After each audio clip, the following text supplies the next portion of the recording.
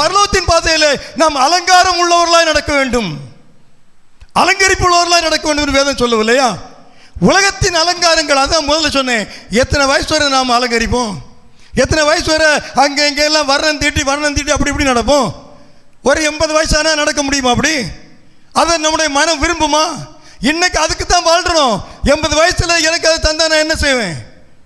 80 வயசில் எனக்கு ஒரு ஆள் லிப்ஸ்டிக் போட வராங்க, என்ன செய்வேன்? நான் படுத்து கிடக்கிறேன்.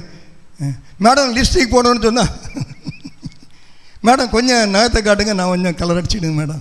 தப்பு இல்லை, தப்பு சரின்னு சொல்ல வரல, சொல்கிறேன். மேடம் கொஞ்சம் எழுமுங்க, நான் உங்களுக்கு நல்ல ஒரு ட்ரெஸ், இப்போ உள்ள லேட்டஸ்ட் ஒரு ட்ரெஸ் இருக்கு போட்டுறேன். வயது 80. அவங்க அதை ஏற்றுக்கொள்வாங்க நினைக்கிறீங்களா? உலகம் இப்படித்தாங்க. உலகமும் அதில் உள்ள எல்லாமே இப்படித்தான். இந்த சவுல் அதுக்காக தான் இருந்தான், உலகத்துக்காக தான் வாழ்ந்தான். தேவனுடைய வார்த்தையை அவன் புறக்கணித்தான். அல்லேலூயா.